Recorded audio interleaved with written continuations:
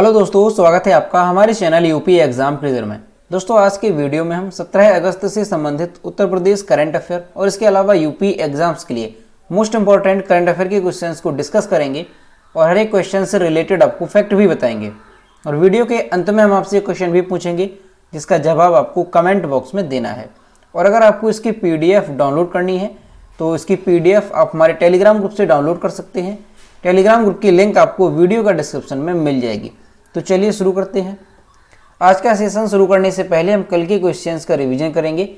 पहला क्वेश्चन है, Roorkee Deoband railway line स्थित गांव बनेड़ा में बनने जा रहे रेलवे स्टेशन का नाम किस पूर्व प्रधानमंत्री के नाम पर होगा? इसका जो करेक्ट आंसर है वो option number A, Atal Bihari Vajpayee के नाम पर। अगला क्वेश्चन है, हाल ही में कहां पर ऊर्जा बचाने वाला देश का पहला डेमो भवन बनाने के लिए स्वीकृत किया गया? इसका जो करेक्ट आंसर है वो ऑप्शन नंबर सी, लखनऊ में। और दोस्तों उत्तर प्रदेश करंट अफेयर के लास्ट 6 मंथ की जो PDF हमने तैयार की है उसे आप इस वीडियो के डिस्क्रिप्शन में जो लिंक दी गई है वहां से डाउनलोड कर सकते हैं। और इस PDF में उत्तर प्रदेश करंट अफेयर के जनवरी से लेकर के जून 2021 तक के सभी इंपॉर्टेंट क्वेश्चंस को विस्तार पूर्वक बताया गया है। और अगर आपको जुलाई मंथ की PDF डाउनलोड करनी है उत्तर प्रदेश करंट अफेयर की तो उसकी लिंक भी आपको वीडियो के डिस्क्रिप्शन में मिल जाएगी। तो वहां से आप जुलाई मंथ और उत्तर प्रदेश लास्ट 6 मंथ की करंट अफेयर की PDF डाउनलोड कर सकते हैं। और PDF डाउनलोड करने में अगर कोई भी प्रॉब्लम होती है तो साइट पर आपको WhatsApp नंबर और ईमेल मिल जाएगा जिस पर आप कॉन्टैक्ट कर सकते हैं।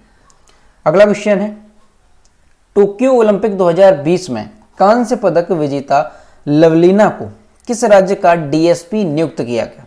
इसका जो करेक्ट आंसर है वो ऑप्शन नंबर डी, असम में। अगला क्वेश्चन है, लॉन्च पुस्तक accelerating India 7 years of Modi government नामक पुस्तक का विमोचन किसने किया? इसका जो करेक्ट आंसर है वो option number B, M Venkaiah Naidu ने। अगला क्वेश्चन है, भारतीय नौसेना ने किस देश में सी कैट अभ्यास में हिस्सा लिया? इसका जो करेक्ट आंसर है वो ऑप्शन नंबर सी, सिंगापुर। अगला क्वेश्चन है, निम्न में से कौन सा ऐप विश्व भर में सबसे ज्यादा बार डाउनलोड किए जाने वाला ऐप बन गया है? इसका जो करेक्ट आंसर है वो ऑप्शन नंबर सी, टिकटॉक। अगला क्वेश्चन है, हाल ही में किस देश में एंथ्रेक्स निमोनिया से एक मरीज के पीड़ित होने का पता चला है? तो ये कहां पर पता चला है? चीन में, यानी ऑप्शन नंबर ए इसका करेक्ट होगा। अगला क्वेश्चन है, संसद ने संविधान 127वां संशोधन विधेयक 2021 पारित किया। विधेयक में किस अनुच्छेद में संशोधन करने का प्रस्ताव है? इसका जो करेक्ट आंसर है वो ऑप्शन नंबर बी, 342A में। अगला क्वेश्चन है, किस भारतीय टीम को national science foundation innovation corps team award से सम्मानित किया गया? इसका जो करेक्ट आंसर है वो ऑप्शन नंबर सी, सॉफ्टवर्थी। अब दोस्तों शुरू करते हैं आज का सेशन। आज का पहला क्वेश्चन है, उत्तर प्रदेश का पहला मेडिकल डिवाइस पार्क कहां बनाया जाएगा? इसका जो करेक्ट आंसर है वो ऑप्शन नंबर ए, नोएडा में। उत्तर प्रदेश का पहला और उत्तर भारत का सबसे बड़ा medical device park Yamuna expressway विकास प्राधिकरण यानी यीडा के एरिया में बनाया जाएगा। यीडा ने इसके लिए गौतम बुद्ध नगर यानी नोएडा के सेक्टर 28 में 350 एकड़ जमीन तय कर दी है। इस मेडिकल डिवाइस पार्क में इंक्यूबेशन सेंटर भी बनाया जाएगा। 2 चरणों में बनाए जाने वाले मेडिकल डिवाइस पार्क के जरिए 5,250 करोड़ रुपए का निवेश होगा और 20,000 से अधिक लोगों को रोजगार मिलेगा। तो दोस्तों आपको ध्यान रखना है कि उत्तर प्रदेश का पहला मेडिकल डिवाइस पार्क ये कहां पर बनाया जाएगा? तो गौतम बुद्ध नगर यानी नोएडा के सेक्टर 28 में इसे बनाया जाएगा। अब दोस्तों ये जो मेडिकल डिवाइस पार्क है इससे क्या होगा? तो इससे मेक इन इंडिया पहल को बढ़ावा मिलेगा। साथ ही कई बीमारियों के इलाज के लिए विश्व स्तरीय उपकरण जो है वो भी कम कीमतों पर बनाए जा सकेंगे, क्योंकि इन पार्कों में इलाज के काम में आने वाले उपकरण बनाने के लिए कंपनियों को सभी ढांचागत सुविधाएं उपलब्ध कराई जाएंगी। इससे इन महंगे उपकरणों के आयात पर आने वाले खर्च में कमी आएगी। साथ ही उत्पादन लागत घटने से ये उपकरण कम दाम पर उपलब्ध होंगे। और ये जो मेडिकल डिवाइस पार्क है इनकी खासियत भी यही है कि इसमें उद्योग कम समय में लग सकेंगे और उद्योगपतियों को ना जमीन खरीदनी पड़ेगी और ना ही इमारत बनाने की जरूरत होगी। उनकी लागत भी कम आएगी। इससे कम समय में उद्योग शुरू हो सकेंगे और सरकारी प्रक्रिया भी हो सकेगी। तो दोस्तों आपको ध्यान रखना है कि उत्तर प्रदेश का जो पहला मेडिकल डिवाइस पार्क है ये गौतम बुद्ध नगर में बनाया जाएगा। अब यहाँ पर एक जो वर्ड है इंक्यूबेशन सेंटर, इंक्यूबेशन सेंटर का मतलब क्या है, तो स्टार्टअप व्यवसाय को विकसित करने में मदद करने वाले संस्थानों को इंक्यूबेशन सेंटर कहा जाता है। और जो इंक्यूबेशन सेंटर होते हैं वो प्रारंभिक चरण में स्टार्टअप्स के लिए संजीवनी के समान होते हैं, क्योंकि ये जो संस्थान है ये आमतौर पर स्टार्टअप को व्यापारिक एवं तकनीकी सुविधाओं, सलाह, प्रारंभिक विकास निधि, नेटवर्क, सहकारी रिक्त स्थान, प्रयोगशाला की सुविधा और सलाहकार समर्थन जैसी जितनी भी सुविधाएं हैं वो जो है स्टार्टअप्स को देती हैं। तो यहाँ पर आपको ये भी समझना है कि जो मेडिकल डिवाइस पार्क है यहाँ पर इंक्यूबेशन सेंटर भी बनाया जाएगा। अगला क्वेश्चन है, हाल ही में घोषणा हुई है कि वर्ष 2022 में डिफेंस एक्सपो का आयोजन गुजरात में किया जाएगा। इससे ठीक पहले इसका आयोजन कहाँ पर हुआ था? इसका जो करेक्ट आंसर है वो ऑप्शन नंबर बी, लखनऊ में। रक्षा मंत्रालय के मुताबिक 2 साल में एक बार होने वाला डिफेंस एक्सपो गांधीनगर में अगले साल 11 से 13 मार्च के बीच होगा। रक्षा मंत्रालय की उत्पादन विभाग ने डिफेंस एक्सपो के 12वें संस्करण का लोगो भी जारी किया है, जिस पर टैग लाइन दी गई है, India the emerging defence manufacturing hub. पिछला डिफेंस एक्सपो यानी 2020 का जो डिफेंस एक्सपो है ये कहां पर हुआ था? तो उत्तर प्रदेश की राजधानी लखनऊ में हुआ था। और इससे पहले देखा जाए तो नौवां संस्करण था वो चेन्नई में हुआ था और 8वां संस्करण गोवा में हुआ था। तो आपको ध्यान रखना है कि जो अगला डिफेंस एक्सपो है यानी 2022 में जो डिफेंस एक्सपो होगा वो कहां पर होगा? तो गांधीनगर में अगला डिफेंस एक्सपो 11 से 13 मार्च के बीच होगा। अगला क्वेश्चन है, भारत के भाला फेंक एथलीट नीरज चोपड़ा विश्व एथलेटिक्स रैंकिंग में कितने स्थान पर पहुंच गए हैं? इसका जो करेक्ट आंसर है ऑप्शन नंबर बी, दूसरे स्थान पर। विश्व एथलेटिक्स ने भाला फेंक पुरुष एथलीटों की ताजा रैंकिंग जारी की है। वर्ल्ड एथलेटिक्स द्वारा जारी की गई इस रैंकिंग में भारत के जेवलिन थ्रोअर नीरज चोपड़ा दूसरे स्थान पर मौजूद हैं। टोक्यो ओलंपिक में गोल्ड मेडल जीतने के बाद नीरज ने 14 एथलीटों को पीछे छोड़ते हुए दूसरा मुकाम हासिल किया है। खेलों के महाकुंभ में टोक्यो ओलंपिक में भाग लेने से पहले नीरज की रैंकिंग कितनी थी? तो 16 रैंकिंग थी इनकी टोक्यो ओलंपिक के पहले। तो दोस्तों ये क्वेश्चन भी मोस्ट इंपॉर्टेंट है, आपको अच्छे से ध्यान रखना है कि जो विश्व एथलेटिक्स है उसने भाला फेंक पुरुष एथलीटों की रैंकिंग जारी की है, जिसके अनुसार जो भाला फेंक नीरज चोपड़ा है इनकी रैंकिंग विश्व स्तर पर दूसरे स्थान पर है। अगला क्वेश्चन है, कट्टरपंथी संगठन तालिबान ने निम्न में से किस देश पर पूर्ण रूप से कब्जा कर लिया है? इसका जो करेक्ट आंसर है option number A, Afghanistan. Taliban ने अफगानिस्तान पर लगभग 2 दशक बाद फिर कब्जा जमाया है। सितंबर 2001 में वर्ल्ड ट्रेड सेंटर और अन्य जगहों पर अल-कायदा आतंकियों ने हमला किया था। इसके बाद अफगानिस्तान पर अमेरिकी हमले के बाद तालिबान को सत्ता छोड़कर भागना पड़ा था। अमेरिका ने 20 साल बाद अफगानिस्तान से अपने सैनिकों को वापस बुलाया तो तालिबान ने फिर से कब्जा जमा लिया। अब दोस्तों ये क्वेश्चन मोस्ट इंपॉर्टेंट है, आपको अच्छे से ध्यान रखना है कि जो तालिबान एक संगठन है इसने अफगानिस्तान पर लगभग 2 दशक बाद पूरी तरह से कब्जा जमा लिया है। अब दोस्तों इसका पूरा मामला क्या है थोड़ा जानते हैं। तो दोस्तों 2001 में तालिबान ने अफगानिस्तान पर हमला किया था और इसी वजह से अमेरिका ने अपने सैनिकों को अफगानिस्तान में तैनात किया था अफगानिस्तान की मदद करने के लिए। तो लगभग 2 दशक तक यानी 20 सालों तक अमेरिका के जो सैनिक हैं वो अफगानिस्तान में रहे। और अभी हाल ही में जो अमेरिका के राष्ट्रपति हैं जो बाइडेन, उन्होंने 14 अप्रैल को ऐलान किया कि वह अफगानिस्तान से अपने सैनिकों को वापस बुला लेगा और 1 मई से 11 सितंबर के बीच उन्होंने सैनिकों को पूरी तरह से वापसी हो जाएगी ऐसा ऐलान किया था, क्योंकि इससे पहले तालिबान और अमेरिका के बीच शांति वार्ता भी हुई थी। और दोस्तों 4 मई से जब अमेरिका के सैनिकों की वापसी शुरू हुई तो तालिबान जो है इसने अफगानिस्तान पर हमला शुरू कर दिया। यानी 4 मई से अफगानिस्तान पर इसने हमला शुरू किया और 15 अगस्त तक इसने लगभग पूरे अफगानिस्तान पर कब्जा जमा लिया। और अफगानिस्तान के जो राष्ट्रपति थे अशरफ गनी वो देश छोड़कर भाग गए। तो इस तरह से तालिबान ने जो है अफगानिस्तान पर पूरी तरह से कब्जा जमा लिया है। अब दोस्तों तालिबान का जो प्रमुख नेता है वो कौन है? तो तालिबान के प्रमुख नेता हैं अब्दुल गनी बरादर। ये नाम आपको अच्छे से ध्यान रखना है, अब्दुल गनी बरादर, ये तालिबान का प्रमुख नेता है अब्दुल गनी बरादर। और दोस्तों अब ऐसा माना जा रहा है कि अफगानिस्तान का जो राष्ट्रपति बनेगा वो कौन बनेगा, तो ये अब्दुल गनी बरादर ही अफगानिस्तान का राष्ट्रपति बनाया जाएगा, क्योंकि जो राष्ट्रपति थे अशरफ गनी वो देश छोड़कर भाग चुके हैं। अब दोस्तों तालिबान ये क्या है और इसकी शुरुआत कब से हुई, तो देखिए ये एक तरह का संगठन है।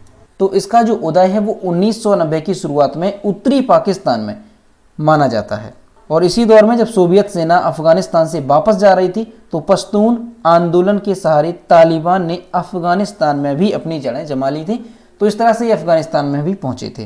और दोस्तों ये तालिबान शब्द है, इसका मतलब क्या होता है, अगर इसे देखें तो तालिबान शब्द है ये तलबा शब्द से बना है, जिसका अर्थ होता है छात्र। और ये तालिबान अफगानिस्तान और पाकिस्तान के देवबंदी मदरसे से निकले हुए छात्र हैं। और जो इन तालिबानियों का समूह है यानी जो संगठन है उसने अफगानिस्तान पर क्या कर लिया है, कब्जा जमा लिया है। अगला क्वेश्चन है, वर्ष 2020 की रिपोर्ट के अनुसार भारत में अरबपतियों की संख्या 141 से घटकर कितनी हुई। इसका जो करेक्ट आंसर है वो ऑप्शन नंबर सी 136। वित्त मंत्री निर्मला सीतारमण ने वर्ष 2020 की रिपोर्ट के अनुसार भारत में अरबपतियों की संख्या 141 से घटकर 136 होने की पुष्टि की। वित्त मंत्रालय के अनुसार वर्ष 2018-19 में 100 करोड़ से अधिक की कुल वार्षिक आय वाले व्यक्तियों की संख्या कुल 77 थी। यह आयकर रिटर्न द्वारा घोषित सकल कुल आय पर आधारित गणना है। तो दोस्तों आपको ध्यान रखना है कि वर्ष 2020 की रिपोर्ट के अनुसार भारत में अरबपतियों की संख्या कितनी हो गई है, तो 141 से घटकर के 136 होने की जो है पुष्टि की गई है। अगला क्वेश्चन है, भारतीय टीम को वर्ष 2012 में अपनी कप्तानी में अंडर 19 वर्ल्ड कप जिताने वाली निम्न में से किस क्रिकेटर ने 28 वर्ष की उम्र में क्रिकेट से संन्यास ले लिया है। इसका जो करेक्ट आंसर है वो ऑप्शन नंबर सी उन्मुक्त चंद। भारत के पूर्व अंडर 19 विश्व कप विजेता कप्तान उन्मुक्त चंद ने 13 अगस्त 2021 को खेल के सभी प्रारूपों से संन्यास लेने की घोषणा की। वे अब अमेरिका में T20 लीग में खेलते दिखाई देंगे। वे अमेरिका में माइनर लीग क्रिकेट यानी MLC 2021 में खेलेंगे। उन्होंने सिलिकॉन वैली स्ट्राइकर के साथ करार किया। वह इंडियन प्रीमियर लीग IPL में खेल चुके हैं। Minor league cricket championship America का राष्ट्रीय T20 क्रिकेट टूर्नामेंट है। तो दोस्तों आपको ध्यान रखना है कि जो क्रिकेटर थे उन्मुक्त चंद, उन्होंने 13 अगस्त 2021 को खेल के सभी प्रारूपों से संन्यास लेने की घोषणा की है। अगला क्वेश्चन है, भारत का पहला ड्रोन फॉरेंसिक अनुसंधान केंद्र कहाँ स्थापित किया गया। इसका जो करेक्ट आंसर है वो ऑप्शन नंबर बी केरल में। भारत का पहला ड्रोन फॉरेंसिक अनुसंधान केंद्र केरल राज्य में स्थापित किया गया है। केरल पुलिस ने, यहाँ पर दोस्तों नहीं होगा, देश में अपनी तरह का पहला ड्रोन फॉरेंसिक प्रयोगशाला एवं शोध केंद्र स्थापित किया है। केरल के आंतरिक सुरक्षा एवं कानून व्यवस्था में महानगरों में छतों की तलाशी और बड़े जुलूस पर निगाह रखने के उद्देश्य से बड़े स्तर पर ड्रोनों का इस्तेमाल करने के लिए इस प्रयोगशाला को स्थापित किया गया है। तो ये क्वेश्चन भी मोस्ट इंपॉर्टेंट है, आपको अच्छे से ध्यान रखना है कि भारत का पहला ड्रोन फॉरेंसिक अनुसंधान केंद्र ये कहाँ पर स्थापित किया गया है, तो केरल राज्य में इसे स्थापित किया गया है। अब यहाँ पर केरल की बात है तो ये है मैप में केरल।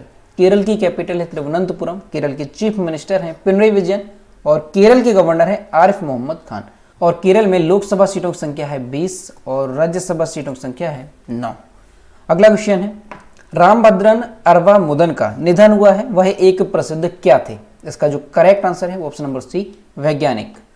प्रख्यात एरोस्पेस वैज्ञानिक एवं पद्म विभूषण से सम्मानित रामभद्रन अरवा-मुदन का निधन हुआ। वर्ष 1984 से 1993 तक राष्ट्रीय एरोस्पेस प्रयोगशालाओं के निर्देशक के रूप में उन्होंने कार्य किया।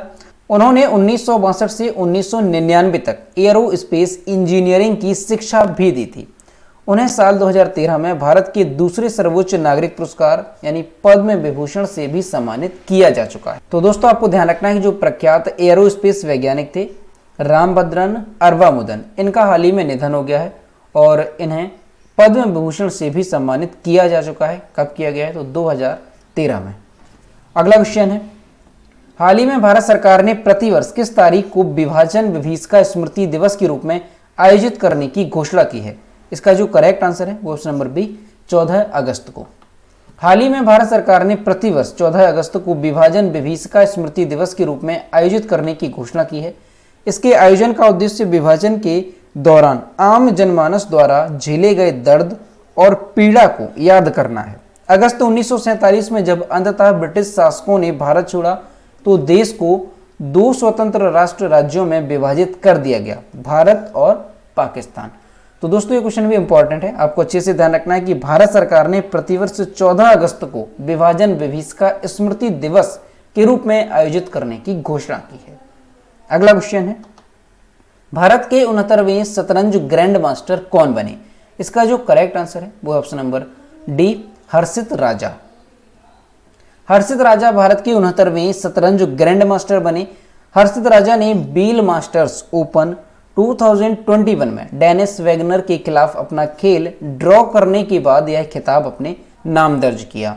उन्होंने 2014 में जमशेदपुर में अंडर 13 राष्ट्रीय शतरंज चैंपियनशिप में रजत और उसी वर्ष तमिलनाडु में आयोजित SGFI नेशनल में स्वर्ण पदक जीता। राजा 2017 में एक अंतर्राष्ट्रीय मास्टर बने और 2019 में शिव छत्रपति पुरस्कार के मानद प्राप्त करता थे। तो दोस्तों आपको ध्यान रखना है कि जो हर्षित राजा हैं ये भारत के 69वें शतरंज ग्रैंड मास्टर बने। तो दोस्तों ये थे 17 अगस्त से संबंधित उत्तर प्रदेश करंट अफेयर और इसके अलावा यूपी एग्जाम्स के लिए मोस्ट इंपॉर्टेंट करंट अफेयर के क्वेश्चन जो कि हमने डिस्कस किए। अब हम देखते हैं कल की वीडियो का क्वेश्चन जो हमने आपसे पूछा था। तो ये है कल के वीडियो का क्वेश्चन जो हमने आपसे पूछा था, किस हवाई अड्डे को दुनिया का सर्वश्रेष्ठ हवाई अड्डा घोषित किया गया? इसका जो करेक्ट आंसर था वो ऑप्शन नंबर सी था, हमाद इंटरनेशनल एयरपोर्ट। और लगभग सभी स्टूडेंट्स ने इसके सही जवाब किए। और मैं आपसे हर रोज कहता हूं कि जो भी क्वेश्चन आपसे पूछा जाए तो सभी लोग उसका आंसर जरूर किया करो। तो ये है आज का क्वेश्चन। 75वें स्वतंत्रता दिवस पर राष्ट्रपति रामनाथ कोविंद ने किसे मरणोपरांत अशोक चक्र से सम्मानित किया? ऑप्शन नंबर ए है सुनील चौधरी, बी है बाबूराम, सी है अल्ताफ हुसैन और डी है चितेश कुमार। तो इसका जो भी करेक्ट आंसर है वो आपको कमेंट बॉक्स में बताना है। तो दोस्तों अगर आपको आज का वीडियो पसंद आया हो तो वीडियो को लाइक करें, शेयर करें और अगर चैनल पर नए हैं तो चैनल को सब्सक्राइब करना ना भूलें। साथ ही बेल आइकन को भी प्रेस करें ताकि टाइम टू टाइम नोटिफिकेशन आप तक पहुंचता रहे। तो मिलते हैं नेक्स्ट वीडियो में। Thank you.